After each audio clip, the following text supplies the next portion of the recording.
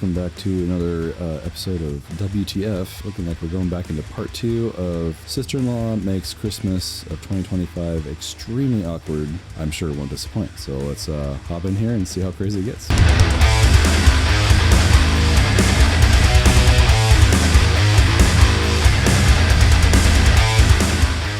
Update number 2 is December 20th, the next day.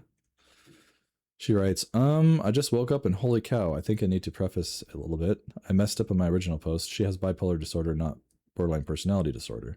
That's what I was thinking. Remember I originally said that she's bipolar disorder, because that's what I thought it was.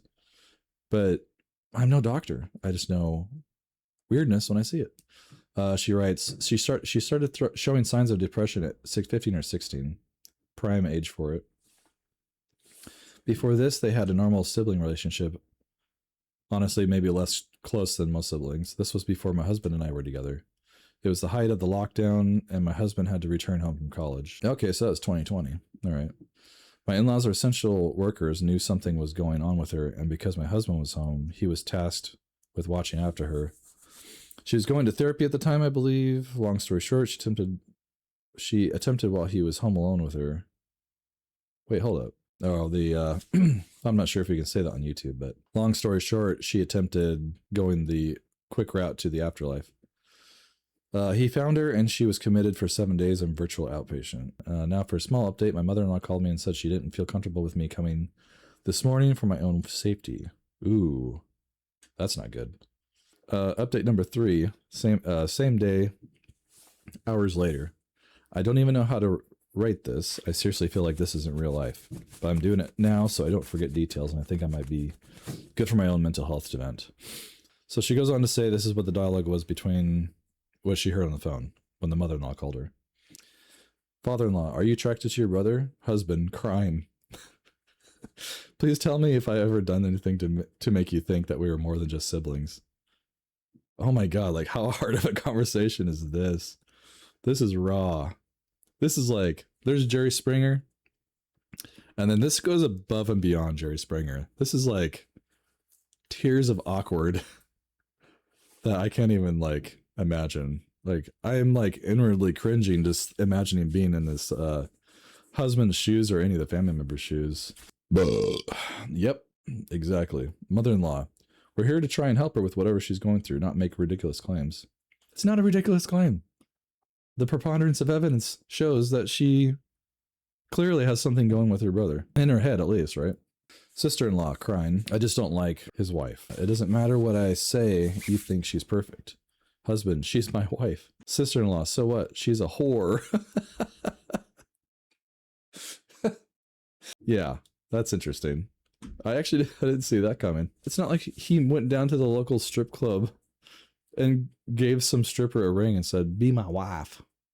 Or went down to the local brothel and was like, damn girl, you looking fine. You marry me now.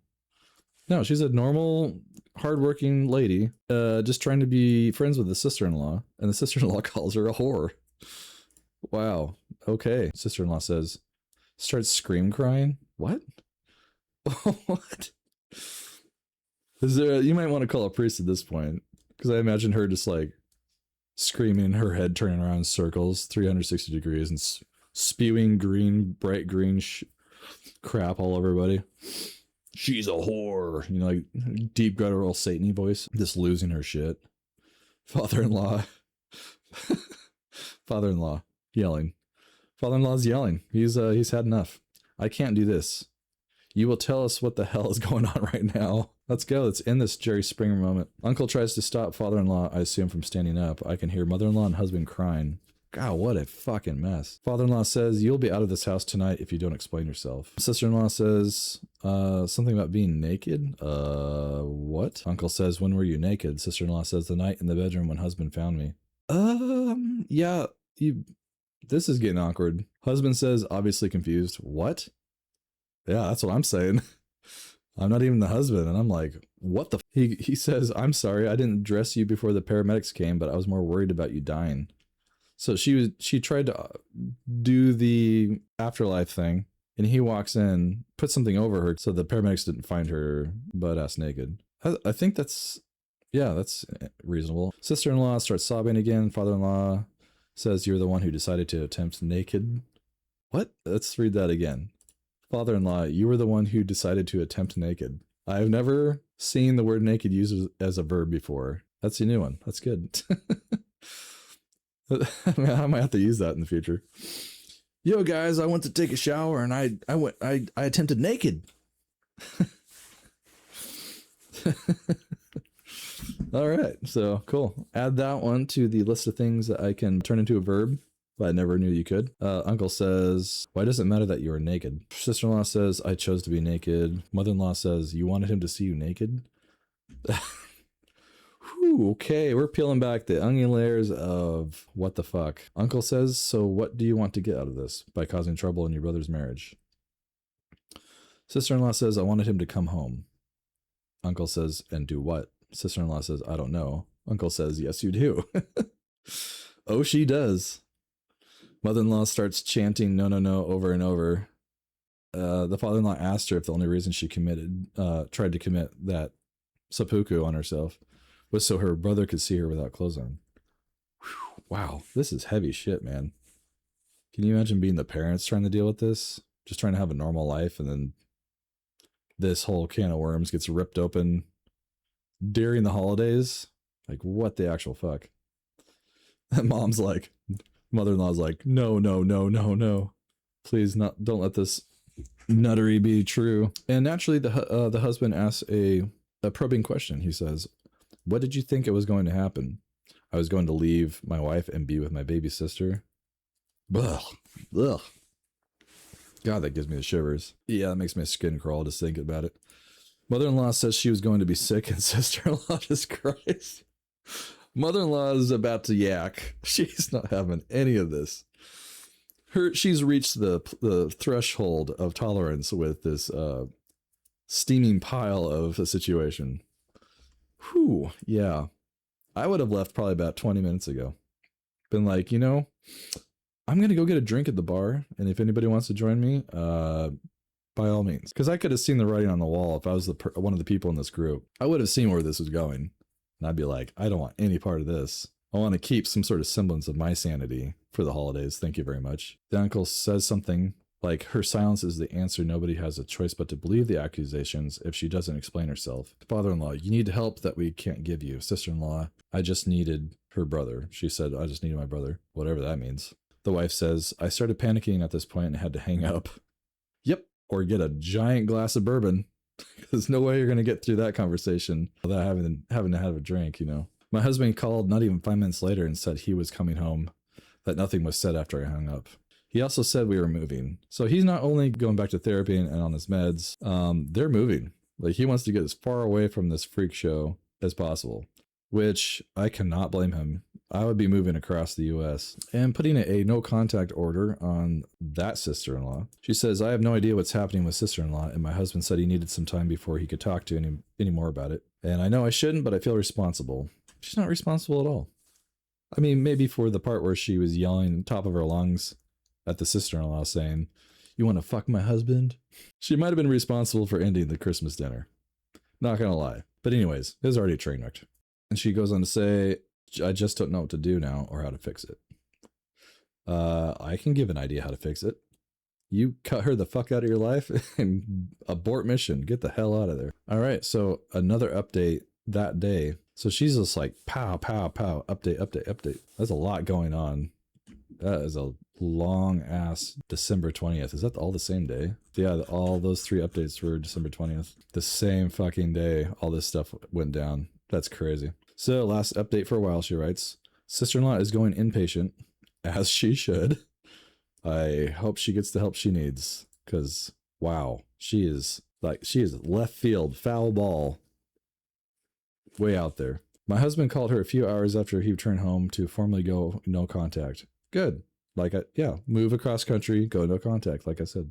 My husband brought up an instance when he had a normal male reaction after waking up in the middle of the night, which, we all know what that is. Apparently the sister-in-law or his sister saw him in the hallway on the way to the bathroom and thought that normal male reaction to waking up was because of her. She was 14 and he was 18. What? Like, why would she assume that him walking to the bathroom with a heart on is because of her? That doesn't make any sense. So that kind of tells me she was already kind of like a little out there, losing the plot already at that age. Apparently she brought it up the next morning at breakfast in front of the whole family. Holy shit. She brought it up in front of the whole family the next morning. Wow. My husband was extremely embarrassed and hadn't even known she was even up. Yeah. I think embarrassed is like a very tame word to use there. I'd want to crawl underneath a rock. Maybe move out of the house immediately. Like, don't even say a word. Just get up from the breakfast table. Go upstairs, pack my bags, walk downstairs again and be like, thanks, Mom, for your breakfast. I'll see you in 20 years. This instance was apparently what started her undying love. I think there's something going on before that, for sure. She said some truly disgusting things that I will not repeat here. Yeah.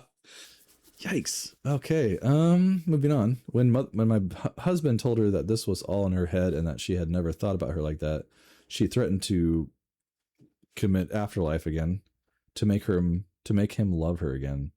Wow. Yeah, I'm just trying to wrap my head around that conversation at the breakfast table. Like, that's batshit. I'm not trying to be mean, but like, it's just the comment itself is so outlandish and hardcore.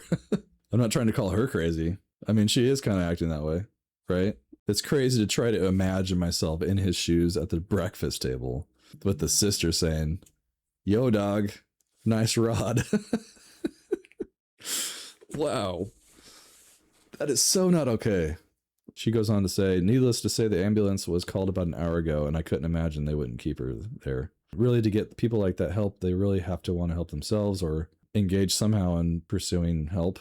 I don't know. She ends with, my husband has switched from confusion to rage, but I believe anything he's feeling right now is valid. I am sure he's feeling like, I want to be done with this dumpster fire of a situation. That's this year. Can you imagine? That's your holiday. Like, can you be like, put yourself in this guy's shoes? That was your Christmas.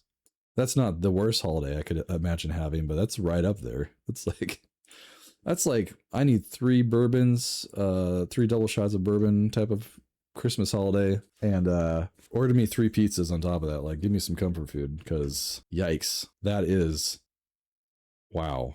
Let's go down to the comments here and see what people had to say about this. I can't believe this post was from this year. So Rational Student says, I read all the warnings and still, yikes. Yep.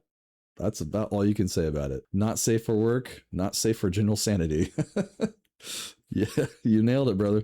Dr. Snoop Rob says, I don't read the trigger warnings because I don't want to spoil the story, but this one has me rethinking that idea. I like going into the story not knowing what's going to happen. And boy, that did not disappoint. This story was way more intense than I thought it was going to be. Because this lady really detailed the conversations that were going on. I did not expect that. Forward Muffin says, I feel hope for the husband. His meds. They worked before, so I think they'll help some. Jin Full Moon says, at least this time the husband wasn't actually sexually involved with the sister. Seen enough stories on Reddit with that one already. I was just really crossing fingers as I'm going through this story. Like, I really hope I'm not going to run into something hardcore. Like, I don't want to have to, like, all of a sudden come full stop and be like, whoops. Old Lushan says, I wouldn't rule out that sister was sexually assaulted by someone close to her. Possibly way before the night boner incident. Yeah, that's exactly what I'm thinking. Something happened in her childhood. Kikiro says, that is 10 pounds of shit in a 2-pound bag. That is the best way to put it. I wish that could be the title of this episode. 10 pounds of shit in a 2-pound bag. They go on to write, I hope wife and the husband move far, far away before they end up on the true crime show. Yeah, that's exactly what I was thinking. Aikenret writes, I don't think there's enough yikes in the world to cover my reaction to that story. Yeah, that's, I feel like I need a drink just reading about their situation, and I wasn't even there to have to deal with it. TSE Epsilon, or TS Epsilon says, my eyebrows physically can't go any higher, but goddamn, are they trying? So anyways, yeah, I guess that's going to be it here.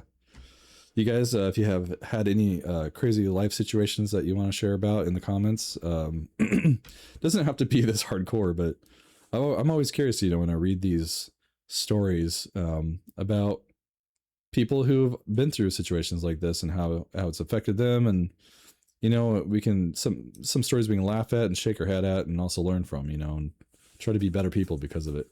So yeah, if you have any stories you want to share, just shove it down in the comments, and yeah, that'll be it. Take care.